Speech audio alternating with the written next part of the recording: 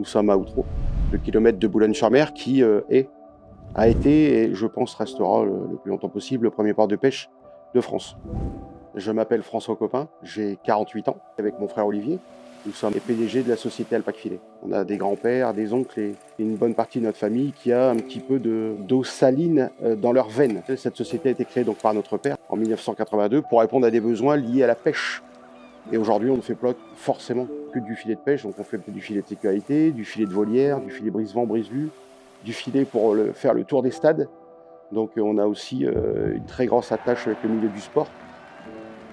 Le filet à la base est issu de l'industrie pétrolifère. On extrait du pétrole ce que l'on appelle des granulés.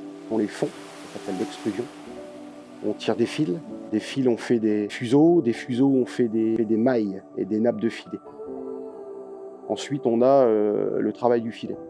Et là on a des coupes, on a du ramandage, on a du ralingage, on a de la couture en machine. Mais ce qui me plaît dans l'entreprise, c'est qu'on a des métiers qui sont quand même très nombreux et puis qui requièrent à chaque fois une bonne partie de technique, mais surtout ancestraux. C'est bien là où le mot transmission trouve tout son impact, son essor et son importance.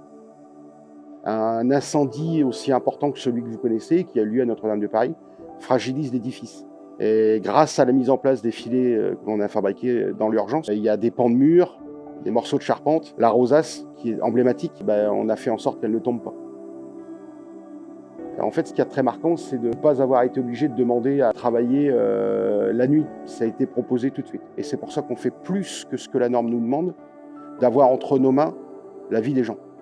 Et avec la vie des gens, on ne transige pas. Donc Dominique est quelqu'un d'important, il est venu du sérail maritime, il a fait une carrière maritime.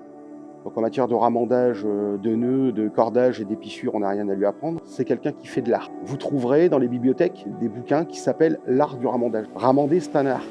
Quelqu'un qui est au sommet de son art en matière de ramandage peut presque ramander, refaire des mailles, des aboutures, des nœuds en fermant les yeux.